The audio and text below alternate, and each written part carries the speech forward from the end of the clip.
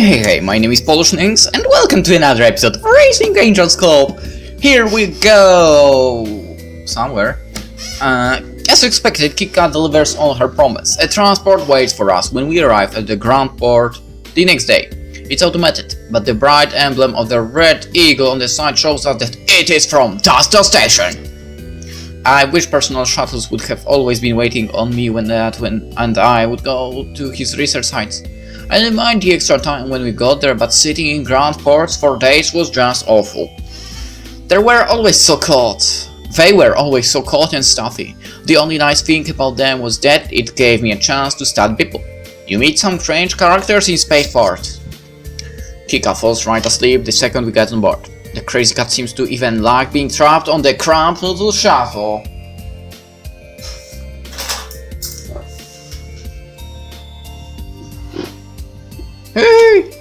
Hey! Does this remind you of anything? Of what? When we first met, Siri, we both were traveling on the bus to the academy together. You were all traveling on the same bus to the academy, actually, but whatever. That's right, you were spying on me when I was writing my letter, if I recall correctly. Yep. Hey, you never did tell me why you were talking to your dad about ostriches. You remember it? I've got pretty good memory for random details. Not so much the big ones, but the little ones don't roam too far from my brain. You have a brain. I was worried that none of you would like me because I was smart. I thought we were all going to be really dumb. I like to think I'm special and unique. Yeah, well, that's actually true, but... yeah. You are. It was a stupid thing to think. Woo!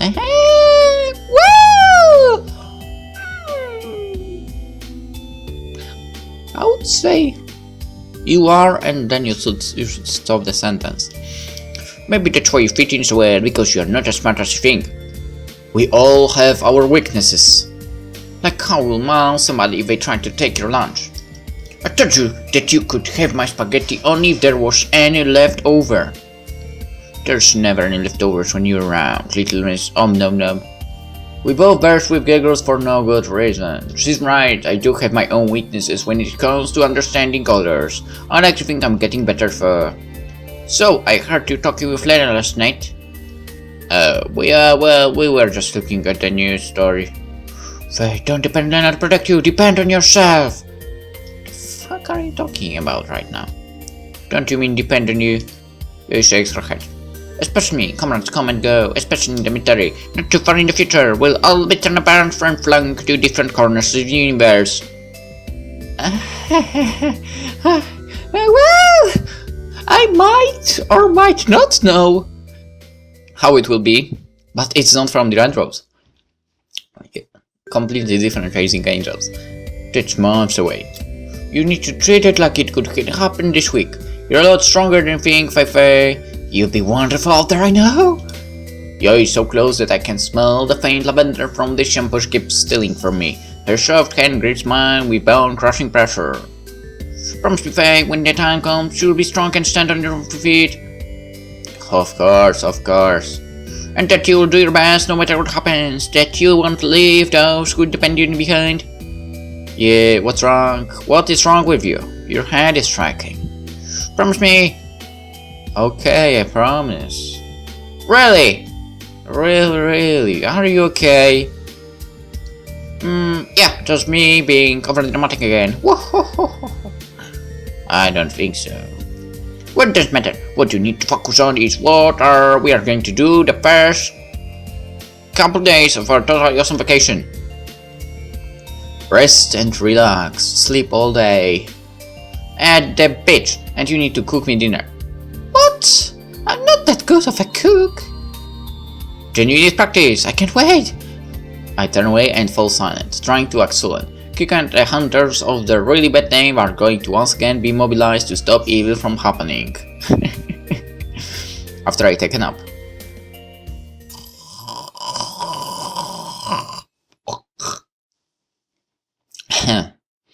Where am I? This isn't a shuttle. Am I home? No, that makes even less sense that still being on the shuttle. This is not a house that I have ever resided in. A loud crash below my feet causes me to spring nearly 100 meters into the air. What the hell was that? I notice my bags are sitting in the corner and my new outfits are hanging up on the hangers in the closet. It is all far too tiny for me. This must be Lena's doing. I grab my brush and start my usual morning routine, even though the risk of burrs being trapped in my tail is non-existent. I still need to be sure. What sounds like an explosion once again rocks the floor beneath me. Deciding that skipping the routine and just getting dressed and downstairs will promote my safety, I toss the brush aside. As I rush down the stairs, I notice a large plume of thick, black smoke billowing from a room to the right. I fear for a moment that something terrible has happened. Can I go living there? It looks like a nice house. Hey, Dad! What? It's supposed to look like that. That is not how anything you want me to eat for breakfast should look. You're just picky. Yo! She's awake in here, Faye! Yes, I want to live there. But please, get the yoy away from there. Others can stay. Good morning, Faye.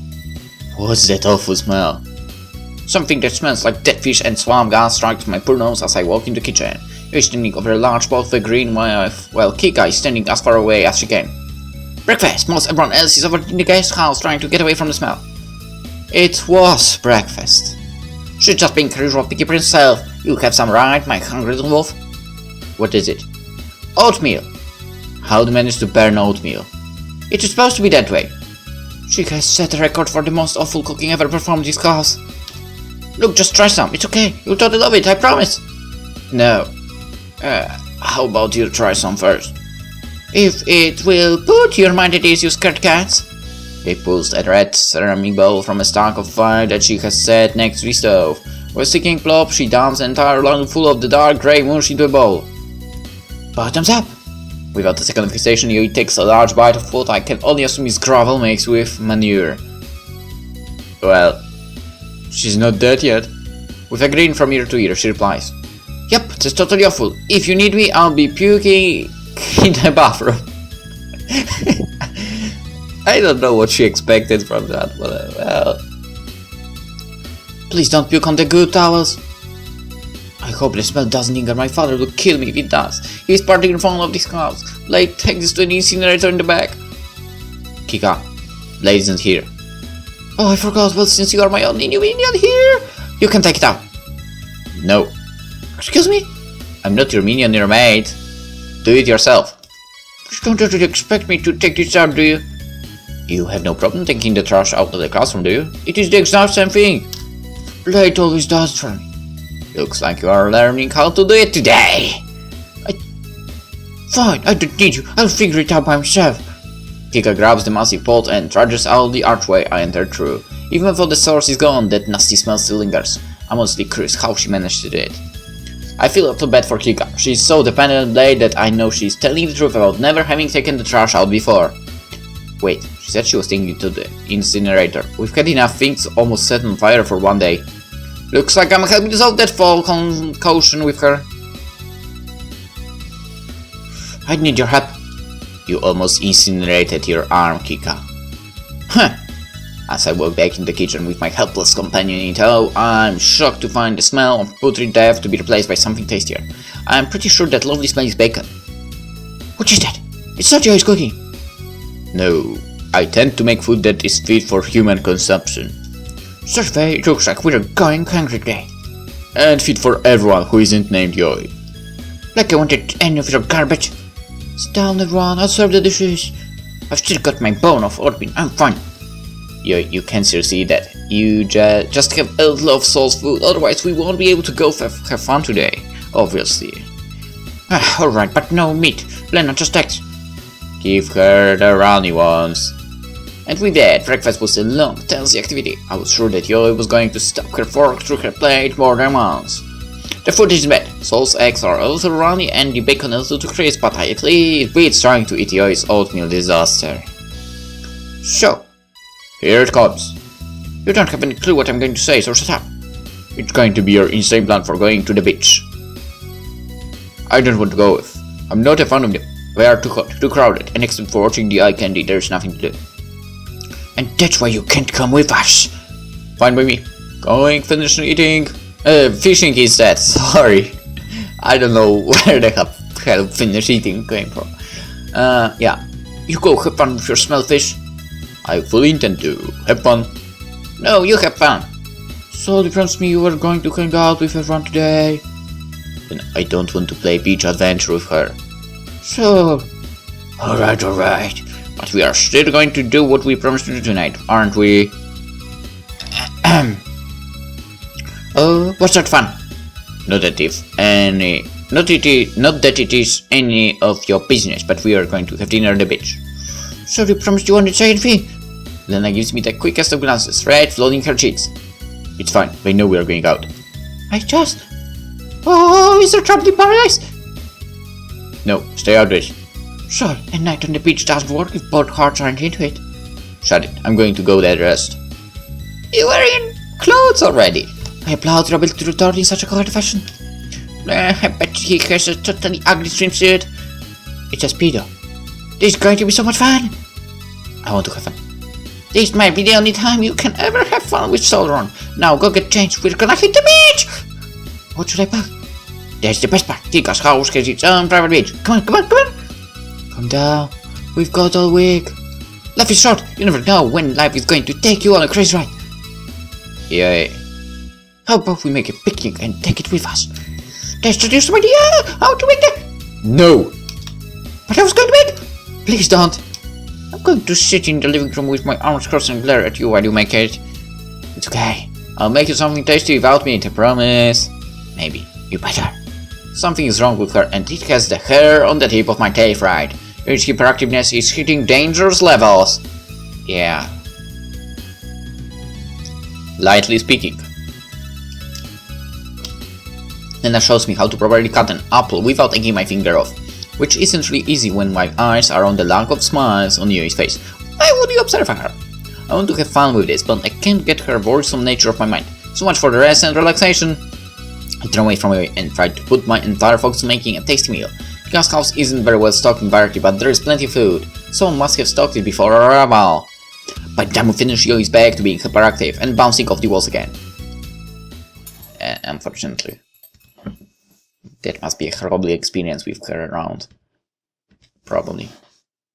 The last one in the water is rotten oatmeal.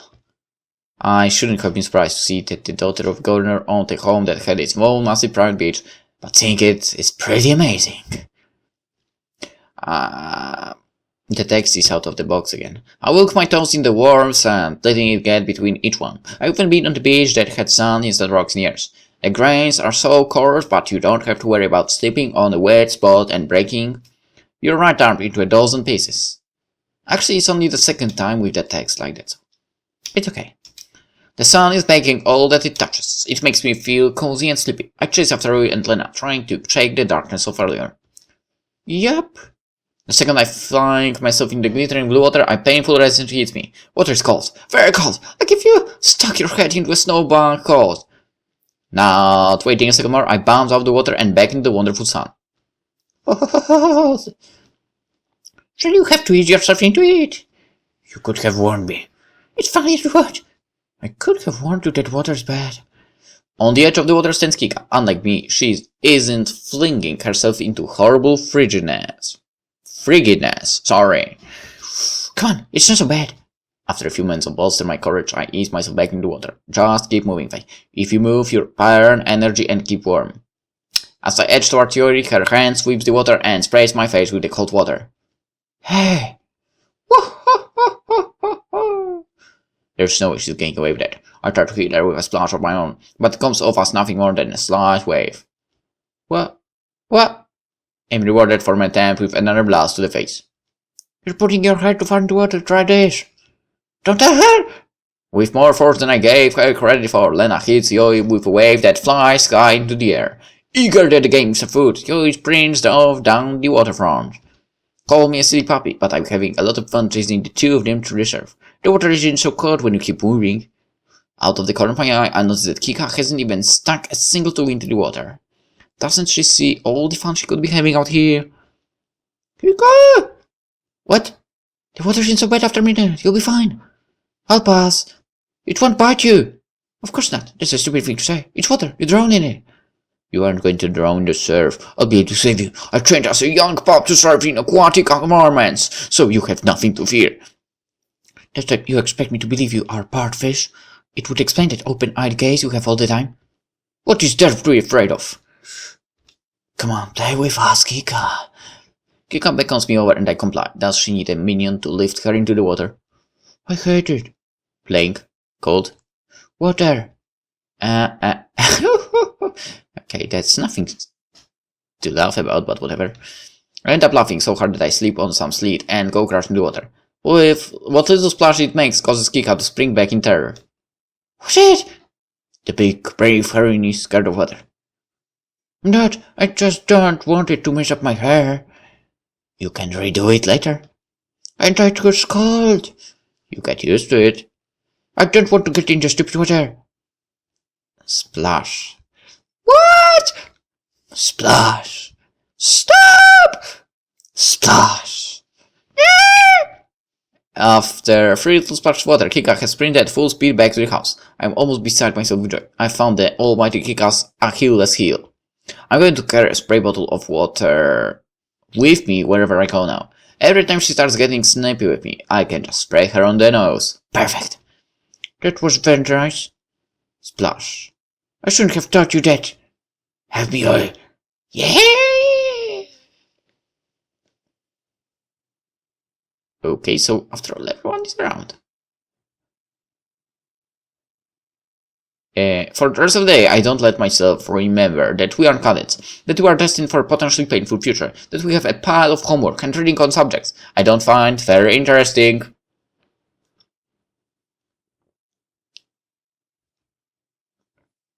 For today, I let myself just be the girl who used to sleep in all day and had fun during those non-sleep breaks. I challenge Faye to swim grace to the edge of the bay. She might have me on land, but I have her crushed when it comes to the sea.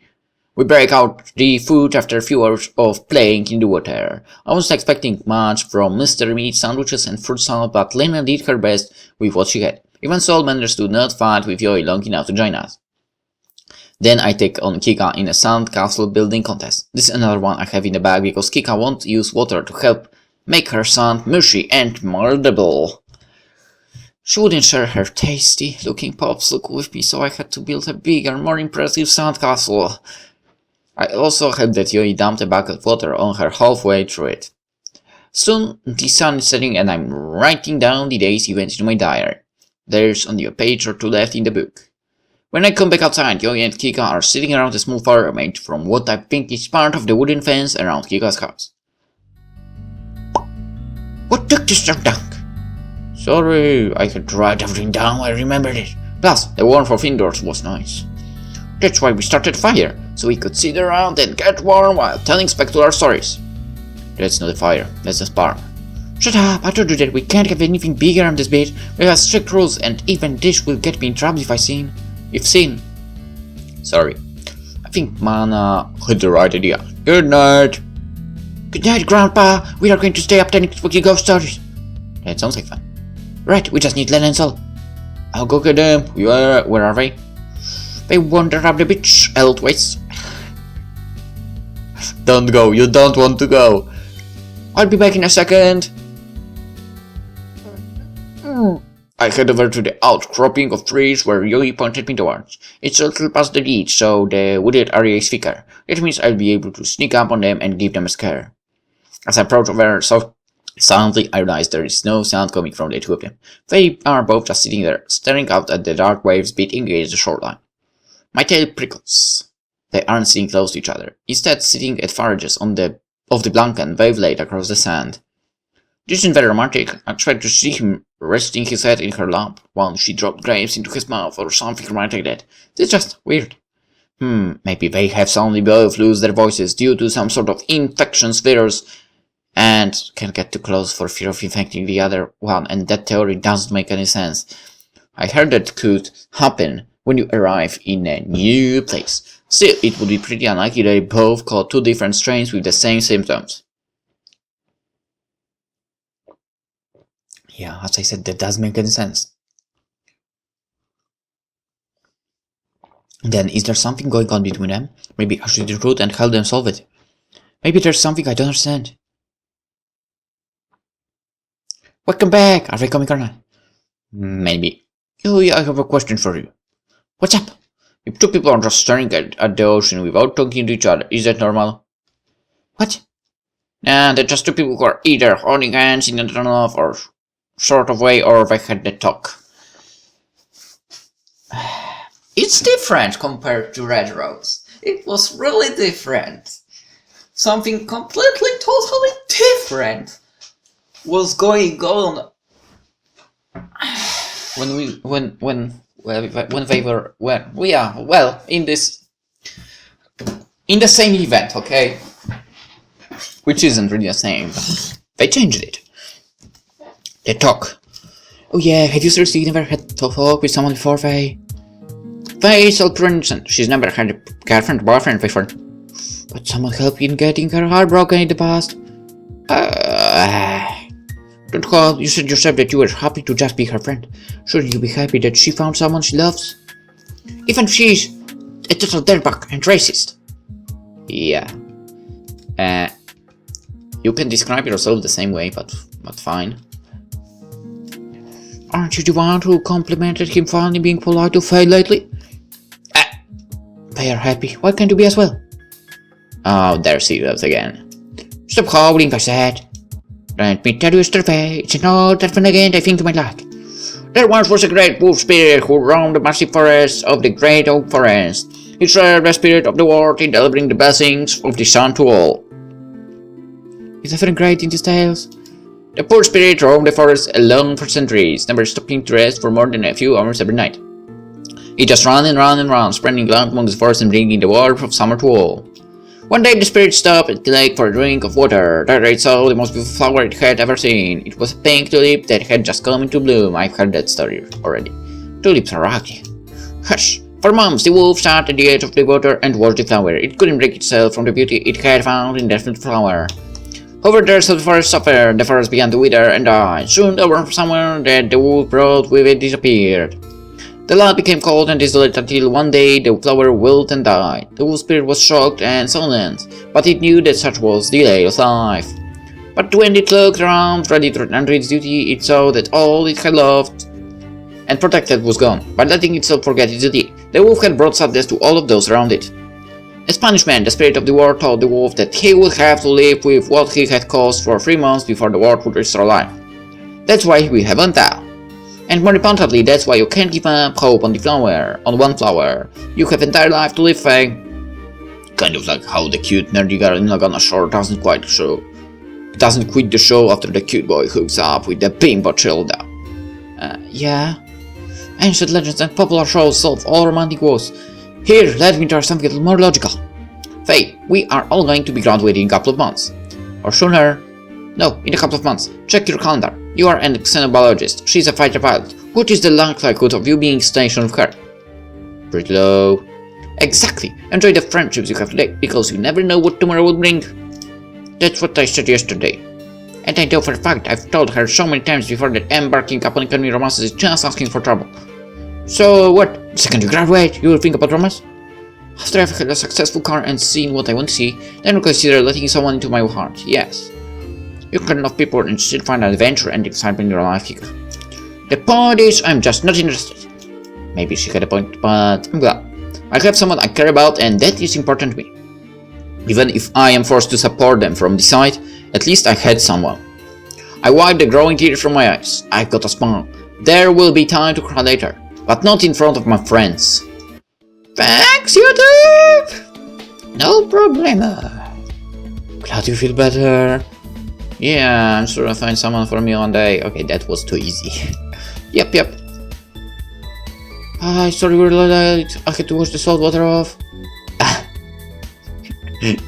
Yeah. I bet that wasn't the only thing you were washing off. What does it mean? I certainly the wolf already did right. She did. Thanks for making this a lot more awkward. At least Solo doesn't seem the least bit shaken by the telephone. I told you it was a wild animal in the bushes. I'm not a wild animal. So, You are if you are peeping on two people having date and then spreading rumors to you. It was an accident. Right. So you should explain. You love Saul, right? It was the dog, Faye. We turned to have a super special awesome conversation in the morning. I don't even have heart to tell you where to stick it, yo. I'm still your friend, right? Always. And what's wrong? I'm happy for you. Really? Of course. That's a strangely mature stance to take. I'm impressed. We have to understand and accept it. And Kika didn't raise her own investigation team to try and thwart our date. Don't get me wrong, I kind of wish you had. Right? This certainly has been a week of weird things happening. Silence settles in on us as we sit around the campfire. Lynn and Sol keep staring at anything but the other. Jade keeps trying to pound Sol's bag before getting thrown off. Yoi keeps trying to interrupt us seats and watching them pop in the fire, and Kika keeps throwing rocks at the water. I thought I'd feel lonely and forlorn, but there's something pleasant about it all. I know that my heart might end up shattering when I stop trying to force their relationship out of my head, but I'm happy. I'm happy for them. I'm happy that I got to see Kika freak out. I'm happy that I got to play and enjoy myself for the first time in months. The more I think about it, the more it makes me laugh. I went to the academy to learn about the military and stuff, but all I really learned was how to not snap when my emotions get hurt. Yeah. How to be happy alone, I guess. Of course. I stare up at the stars over my head in wonder. There's so much out there that I haven't gotten to see or experience. So much adventure that I thought I had seen, never knowing that there was more to life than just strawberry and books. Life, laws, and books. If I had a good book of star constellations on Earth, that would be the icing on the cake. Lena, do you know any of these stars up there? I'm afraid I do not. I know. See that really quite well? That's a star.